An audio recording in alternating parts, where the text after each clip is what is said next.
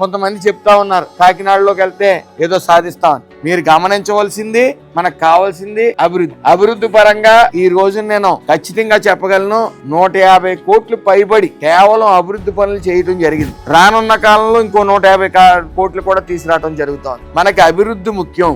ఈ అభివృద్ధి అనేది ఖచ్చితంగా చేసి తీరుతాం. ఆల్రెడీ ఈ 16 నెలల్లో ఎంత తెచ్చామో రానున్న 6 నెలల్లో కూడా అంతే తీసుకురావడం జరుగుతుంది.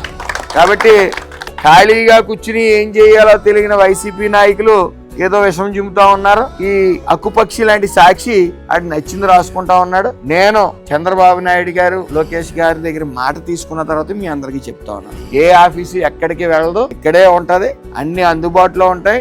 ఇదే నా సమాధానంగా మరి నియోజకవర్గ ప్రజలందరికీ మీరు కూడా చెప్పాల్సిన బాధ్యత మీకుంది. మనందరికీ కావాల్సింది అభివృద్ధి. అది మేము చేసి చూపించాం, ఆల్రెడీ చూపించాం. 150 కోట్లు దాటి తీసుకుని వచ్చాం. అలాగే రానున్న 6 నెలల్లో ఇంకో 150 కోట్లు తీసుకురావడం. కాబట్టి ఎవరు ఏ అపోహలకి పోవద్దు. మరీ ముఖ్యంగా సంక్షేమం అభివృద్ధి అనేది ఖచ్చితంగా జరిగి తీరుతుంది. ఒక్కొక్కటిగా అన్ని చేసుకుంటూ వెళ్తున్నాం. ఈ ప్రభుత్వం నారా చంద్రబాబు నాయుడు గారు, పవన్ కళ్యాణ్ గారు, లోకేష్ గారు 24/7 మన రాష్ట్రాన్ని సువర్ణ రాష్ట్రంగా తీర్చిదిద్దేందుకు కృషి చేస్తా ఉన్నారు. నిద్రాహారాలు మాని మరి మనందరం కూడా మేము సైతం అని ఈ అభివృద్ధి సంక్షేమంలో తల చేయ వేద్దామని కోరుకుంటూ అందరికీ నమస్కారం.